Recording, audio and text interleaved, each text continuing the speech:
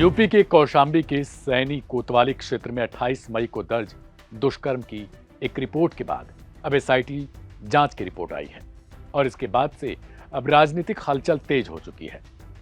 इस रिपोर्ट ने अब राजनीतिक रुख को भी मोड़ दिया है।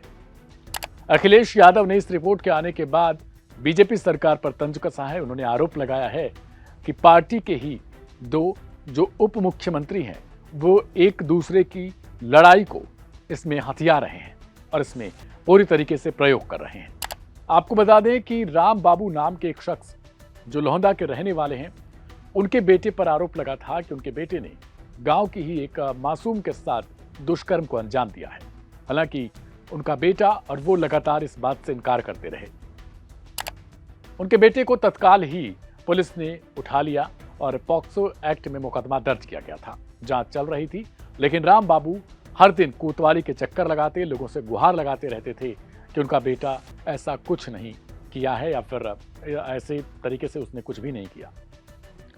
राम बाबू चप्पल घिसते घिसते अंततः आरोप है कि उन्होंने उसी कोतवाली थाने में अपनी जान दी और इसके बाद से इस मामले ने तूल पकड़ लिया। अखिलेश यादव ने इस मामले में यूपी के दोनों उप मुख्यमंत्रियों का नाम लिया। उन्होंने इशारों में ही तंज कसा कि दोनों उप मुख्यमंत्री एक दूसरे पर हावी होने के लिए ये सब कर रहे हैं। इतना ही नहीं, उन्होंने केंद्र सरकार तक को इसमें शामिल कर लिया और कहा कि ये जानबूझकर बीजेपी द्वारा की जा रही साजिश है। इसमें जातियों को आपस में लड़ाया जा रहा है, उनको बांटा जा रहा है और नफरत के बीज बोए जा रहे हैं। Aim right, achieve big. At KR Mangalam University, we provide you the platform to turn your dreams into reality. At KR Mangalam University. हालांकि उनके इस बयान के बाद उनके जो समर्थक हैं उनमें भी काफी हद तक रोष देखने को मिला और कई समर्थक ये कहते हुए नजर आए कि पीडीए की लड़ाई क्या अध्यक्ष जी इसी तरीके से लड़ रहे हैं। अखिलेश यादव ने दोनों पक्षों को हालांकि इस मामले में मांग उठाई कि दोनों पक्षों के लिए कार्रवाई की जाए, दोनों पक्षों को संतुष्ट किया जाए और उनकी बातों को सुना जाए। लेकिन उन्होंने ये भी शामिल किया कि राम बाबू तिवारी उनको मजबूरन अपनी जान गंवानी पड़ी क्योंकि सरकार कार्रवाई कुछ इस तरीके से करती है जिसमें किसी एक पक्ष को ही पिसना पड़ता है। अब इस मामले में जब एसआईटी की रिपोर्ट आई तो कोर्ट ने आरोपी को राहत दे दी, उसे जमानत दे दी, उसे रिहा कर दिया गया और इस एसआईटी रिपोर्ट में उसे साफ तौर पर बेगुनाह बताया गया है और कहा गया है कि इसमें उसका कोई दोष नहीं है। यहां तक कि चौंकाने वाली बात तब आई जब जिस मासूम ने यह आरोप लगाया था उसने खुद अपने बयान से अब पलटी मार ली है। मासूम ने कहा है कि उसने दबाव में आकर यह सब कुछ किया था। इतना ही नहीं बल्कि इसमें गांव के प्रधान भूप नारायण पाल पर मुकदमा दर्ज किया गया है। एफआईआर दर्ज करने के बाद अब उसकी तलाशी की जा रही है। आरोप इसी ग्राम प्रधान पर है कि इसने चुनावी रंजिश के कारण राम बाबू तिवारी के परिवार को बदनाम करने के लिए पूरी साजिश रची थी, यानी ये सिलसिला चुनावी रंजिश का था। इसका जिक्र लगातार अखिलेश यादव करते आए हैं और अब उन्होंने क्या कुछ कहा पहले वो सुनिए, फिर आपको ये पूरा मामला बताते हैं कि आखिर कहां से शुरू होता है। दोनों मुख्यमंत्री जो उप मुख्यमंत्री हैं उनमें किस बात की स्ट्रगल है कोई नहीं जानता और उन्हीं की स्ट्रगल की वजह से ये घटना हुई है कौशाम्बी में। एक कह रहा कार्रवाई होनी चाहिए, दूसरा पक्ष न्याय मिले, न्याय होना चाहिए, ये सबकी जिम्मेदारी भी बनती है और सरकार की सबसे बड़ी जिम्मेदारी यही है कि लोगों को वहाँ न्याय मिले। अखिलेश यादव को आपने सुना, उन्होंने सरकार पर ही सवाल खड़े किए हैं। सीएम योगी आदित्यनाथ की जो सरकार है उस पर सवाल दागे हैं। अब हम आपको बताते हैं, दरअसल 28 मई को एक रिपोर्ट दर्ज कराई जाती है जिसमें एक मासूम द्वारा आरोप लगाया जाता है कि उसके साथ गांव के ही एक युवक ने दुष्कर्म को अंजाम दिया है। पॉक्सो एक्ट के तहत पुलिस ने मुकदमा दर्ज कर लिया। अब इस मामले की छानबीन की जाती है। राम बाबू जो आरोपी के पिता हैं वो लगातार कोतवाली थाना क्षेत्र की चक्कर काटते रहते हैं, लोगों से गुहार लगाते हैं, बड़े बड़े लोगों के पास जाते हैं, कहते हैं कि देखो मुझे ग्राम प्रधान के द्वारा फंसाया जा रहा है क्योंकि ये चुनावी रंजिश है और मेरी उससे बनती नहीं है।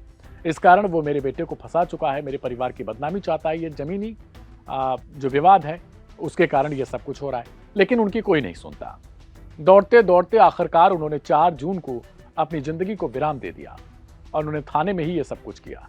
इसके बाद जो एसपी है यानी कप्तान जिले के, उन्होंने कुछ पुलिस वालों को सस्पेंड किया, जिसमें एसएचओ और कुछ पुलिसकर्मी शामिल थे। प्रकरण की गंभीरता को देखते हुए एसआईटी गठित किया गया।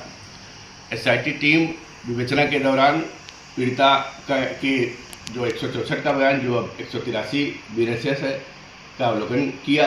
इसके अलावा पीड़िता की मेडिकल रिपोर्ट, इसके साथ ही पीड़िता के साथ उस दिन जो चश्मदीद साक्षी एक बच्चा था सत्यम 9 साल का, जो उसी गांव का था, उसका बयान लिया गया, उसकी मां का बयान लिया गया। इसके अलावा अन्य स्वतंत्र साक्षियों का बयान लिया गया। जो मृतक राम बाबू थे, उनके सुसाइड नोट का गहराई से अवलोकन किया गया। सभी परिस्थितियां, सभी साक्ष्य संकलन पर एसआईटी टीम विवेचना के दौरान इस निष्कर्ष पे पहुंची कि ये पूरा मामला केवल पीड़िता को आरोपी सिद्धार्थ धुन्नू द्वारा एक थप्पड़ मारने को लेकर बढ़ा चढ़ाकर रंजिश बस लिखाया गया है। पीड़िता कुछ बच्चों के साथ वहाँ पर खेल रही थी, जिसमें आरोपी धुन्नू का एक कारखाना जिस पे पत्थर फेंक रहे थे बच्चे, उसी को लेकर आरोपी धुन्नू द्वारा एक थप्पड़ पीड़िता को मारा गया था, जिससे वो रोती हुई घर जाके अपनी शिकायत की थी। उसी को लेकर बढ़ा चढ़ाकर ये अभियोग दर्ज कराया गया है।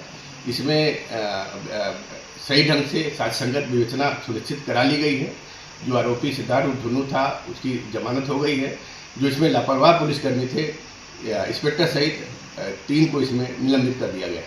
सर भाई हमारे भाई को झूठे केस में फंसा दिया गया था पॉस्को एक्ट में, और आज जो है न्यायालय पर हमें पहले भी पूरा भरोसा था और आज भी है, तो न्यायालय ने बाइज्जत बरी कर दिया उनको, मतलब जो है धारा हटा दिया, और हमारा भाई जांच में अच्छा सा मतलब सही साबित हुआ है, कुछ ऐसा नहीं था। सरकार से हमारी यही मांग है कि हमारी सुरक्षा, हमारे जान माल का खतरा है और हमें जो है सुरक्षा मुहैया कराई जाए। और हमारे चाची के लिए जो है, क्योंकि अब हमारे चाचा नहीं रहे, अब हमारा भाई आया, जब से उसका रो रो कर बुरा हाल है, क्योंकि कभी वो सपने में भी नहीं सोचा था कि जो है मैं बाहर जाऊंगा, और बेगुनाही साबित करने में हमारे चाचा जी जो है, हमारे चाचा जी अब नहीं रहे यहाँ। जैसे ही राम बाबू की जान जाती है और उसके बाद जो सड़क पर उनके परिवार और कुछ समर्थक गांव के लोग वो शव लेकर बैठ जाते हैं। हालांकि इस दौरान भी पुलिस पर आरोप है कि वो एक तरफा कार्रवाई करती है। पुलिस दौड़ा कर इन लोगों को मारती है और शव को वहां से हटवाने का काम करती है। हालांकि परिवार तब तक अड़ा रहा कि उनके पिता, उनके बेटे या घर का वो जो जिसे आरोपी बनाया गया है, वो लड़का पूरी तरीके से बेगुनाह है, लेकिन कोई सुनता नहीं है उस दौरान तक। आरोप है कि इसके बाद पुलिस कहीं ना कहीं एक तरफा कार्रवाई करते हुए नजर आई, लेकिन बाद में मामला जब आगे तूल पकड़ता है और न्याय की गुहार लगाई जाती है। हालांकि न्याय की गुहार दोनों पक्षों की तरफ से लगाया जा रहा था। कुछ लोगों का कहना है कि जो पाल परिवार है उस पर दबाव बनाया जा रहा है। हालांकि दूसरी तरफ जब एसआईटी की रिपोर्ट आ गई, तब लोगों से पूछा गया कि क्या यही दबाव था जिसमें एक छोटी सी जिंदगी का इस्तेमाल किया जाता अपनी चुनावी रंजिश के लिए। अब इधर ग्राम प्रधान फरार है।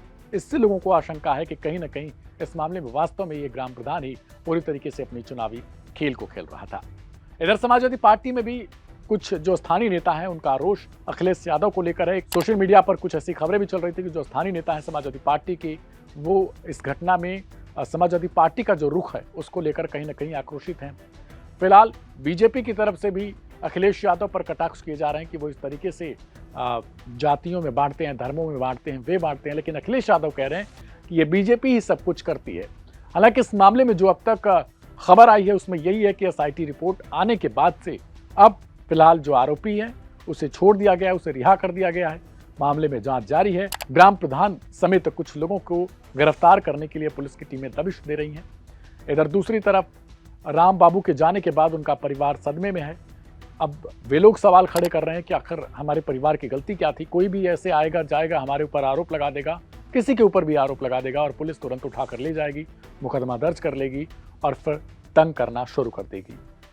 सवाल इस खबर के बाद यही है कि आखिरकार क्या ऐसे चीज़ों में अगर ये मामला सही होता है और जैसा कि मासूम ने कहा कि उसने अपने माँ के कहने पर यह बयान दिया था, तो क्या अब इन चीज़ों के लिए भी लोग अपने बच्चियों का इस्तेमाल करेंगे, अपने छोटे छोटे बच्चों का इस्तेमाल करेंगे चुनावी रंजिश को लेकर?